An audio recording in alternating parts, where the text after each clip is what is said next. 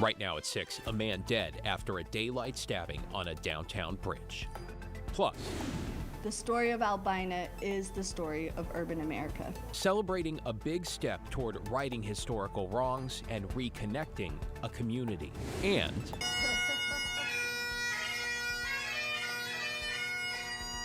the sounds of St. Patrick's Day and the sights of an early spring. What really brings people together specifically is the dance, the food, and the music. The festivities now on tap and the glorious sunshine to go with it.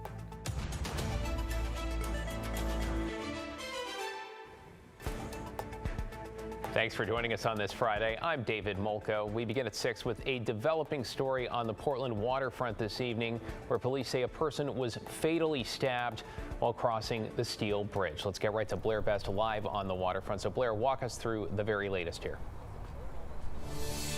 Well, David, the man was stabbed just after 1 o'clock this afternoon, and it happened on the lower deck of the steel bridge where many people walk and ride their bikes. Now, as you can see, it is still a very active scene.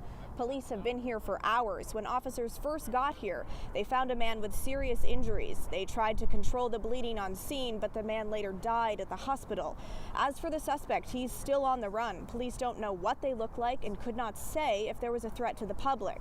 The homicide unit is here working to learn more. And this is a popular area. Many people now concerned. Well, I think that's really sad to hear that someone passed away, like in the middle of the day, unsuspectedly. It could have been anyone. So I think it's really shocking. It's shocking. I mean, it's a beautiful day. It's sunny out. It's broad daylight. I'm really surprised that something like this could happen. And we don't even know where they are. Waterfront Park near the steel bridge along with the lower deck is closed, and we're told it will be for at least another 30 minutes, though the upper deck of the bridge, including the roadway, is not affected. Now, as police continue to search for the suspect, they're asking anyone who might have seen what happened around 1 o'clock to give them a call. They say it's a beautiful day out. It's a busy area.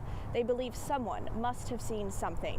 Stick with us tonight as we bring you more updates. David? Yeah, Blair Best along the Willamette this evening. Thank you, Blair. Let's get to your headlines this evening. And an incident involving a Boeing 737 operated by United Airlines that touched down in Medford. Now, after landing from San Francisco around noon with some 140 passengers on board, ground crews discovered a large panel missing from the plane's underside. This is near the wing where it meets the fuselage. Boeing is deferring to the airline, which says it is now working to figure out how and where it might have come off.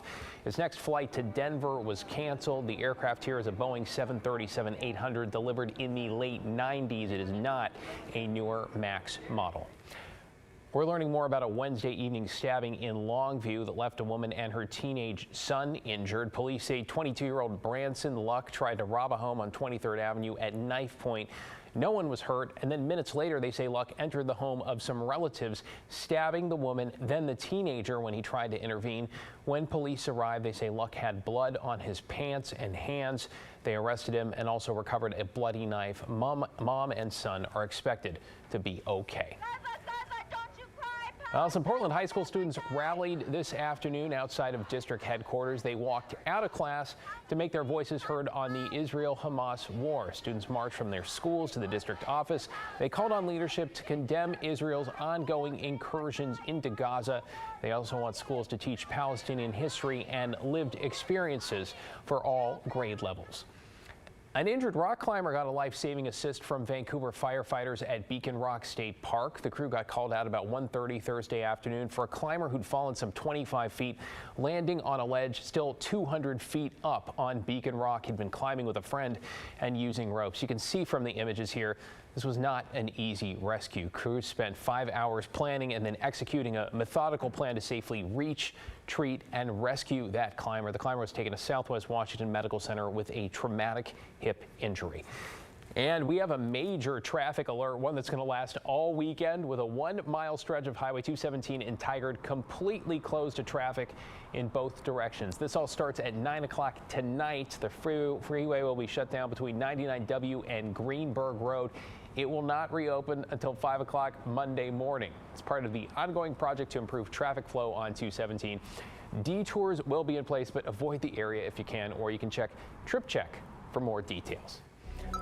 All right, glass half full now. Let's head outside on your Friday evening, and wow, you know what? It just doesn't get much better than this for mid-March in the Northwest. Some 70 degrees in the Rose City right now. Boy, does that feel good. Fast forward to the weekend. Some of you are already getting started. I know it's going to get even warmer. Chief Meteorologist Matt Zaffino here to tell us just how much warmer. Matt? What would glass all full look like? Oh, I think it looked like this weekend, wouldn't it? Yeah, for sure. It's amazing out there. I mean, just a clear sky, super low humidity. Yes, we've got a bit of a breeze, but we're still at 70 degrees here at 6:04 on March 15th. We'll take that any year, right? Not a record for the date, but we kind of passed some markers, if you will. Let's check out the high temperatures. 71 for Childs Hill, Portland, Scappoose, 73. 70 in Hillsborough, 72 in Aurora, 63 Hood River. Even in eastern Oregon, where it was a little bit cooler, upper 50s, low 60s, pretty great for this time of the year. And then the coast really benefiting from the offshore winds, getting into the 70s, even to 76 down on the southern Oregon coast. So, as I said, we didn't set a record today, but it was our warmest day since early October, the 8th of October, which is the last time we were in the 80s, actually. It is the 8th earliest occurrence of 70 degrees in Portland. We've done it as early as late February, so it's a top 10 earliest 70 degrees. And if you look at this, we usually don't hit 70 until early April, and last year we didn't do it until the 26th of April. So we basically did it a month, 5-6 weeks earlier than we did last year, which is pretty remarkable. Big change there. Now up in the mountain right now, see that? That's mainly blowing snow. There's some serious wind going on up there. It's 45 degrees at Timberline. Winds gusting at 36 miles an hour. I'll have more on the weekend ski situation for you a little bit later on. One word, sunscreen. It will be breezy here in town overnight tonight, but sunny and warm right through Monday. We'll go back to rain on Wednesday. David, I know you don't want to talk about that yet. No, we certainly don't. Let's break out the SPF. Thank you, Matt. All right, mayhem is ravaging Haiti, and Portland-based Mercy Corps is among those groups working to bring aid to people who have been displaced. The current crisis stems from years of political instability, with the Prime Minister recently announcing he plans to resign. Our Sydney Dorner talked with a humanitarian who is working in Haiti to get a sense of what it is like on the front lines there. Sydney? David, Laurent Udawami works for the Portland-based Mercy Corps. He's witnessed firsthand the deterioration in Haiti due to political instability, saying people are traumatized from seeing dead bodies in the street, witnessing lootings and kidnappings. Haiti's recent turmoil has its roots in the 2021 assassination of President Jovenel Moïse. Ariel Henry, who was prime minister under Moïse, took power of Haiti following his death, but the country failed to hold elections on several occasions, citing logistics and violence as the reason for delay. Protests started against Henry with waves of gang attacks, kidnappings, and lootings. When he announced elections would be pushed back again to 2025, armed groups increased their violence. Mercy Corps is trying to help some of the over 300,000 Haitians who have been displaced. They can see dead bodies in the street, which is very traumatizing. People are really afraid of the potential increase of violence by the gangs trying to expand their territories, even the small area that is still controlled by the government. Gangs now control 80% of Port-au-Prince, according to the United Nations. Mercy Corps has been on the ground in Haiti since 2019, providing aid that includes emergency cash assistance to more than 30,000 people and more than 700 small businesses.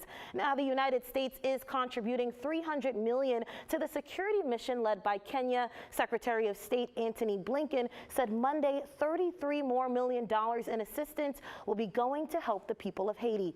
David, back to you. Yeah, a country and a people that have been through so much already. Thank you, Sydney. A congressional delegation along with local leaders met in Portland today to celebrate nearly $500 million in federal funds coming to the Albina neighborhood. John Adams is live with details on how the funding will help revitalize the historically black heart of Portland that in many ways was just torn apart over the decades. John? It really was, David. Many black families were displaced when I-5 and other projects were built in the middle of their once thriving neighborhood. Now leaders hope this money will go towards righting some of the wrongs of the past. The Albina neighborhood used to be a thriving hub of Portland's black community. Now I-5 sits where some of those homes and businesses once stood. Families were forced to move in the 1960s and 70s through eminent domain to make room for the highway, severing Albina in half. We are children of this district. We know what it means to have floors, posts, beams, windows, and foundation pulled from under our feet.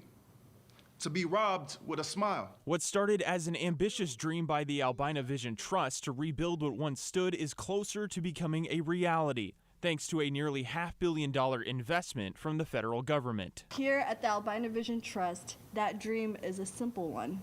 The redevelopment of a residential neighborhood that will house over 3,000 working families once displaced from the heart of the city they've long called home. The funding will go to the I-5 Rose Quarter Improvement Project, which will build a cover over I-5 reconnecting the Albina neighborhood. This major federal investment is going to pave the way for a bright future for Northeast Portland and our entire city.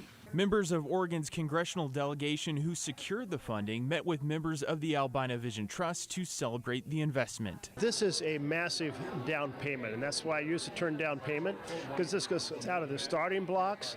This means the designs can be completed, the initial covers can be put in place, and it means that that partnership that laid this out as a vision, it's no longer just a mirage on the horizon. Longtime Oregon Congressman Earl Blumenauer says the final price tag for the project will be in the billions, but defines this as a great first step and hopes the state of Oregon and private investors will also jump on board. I think we're going to be well on our way with this transformational investment, and it's going to attract other efforts with housing and development, and I think it's going to encourage the legislature to come up with some of the rest of the money under the governor's leadership. Blumenauer adds that more federal dollars could be on the table in the future if the initial investment is a success. We will use it effectively, that it will add to the value of the community, and I think it'll be easier to get other investments in the future.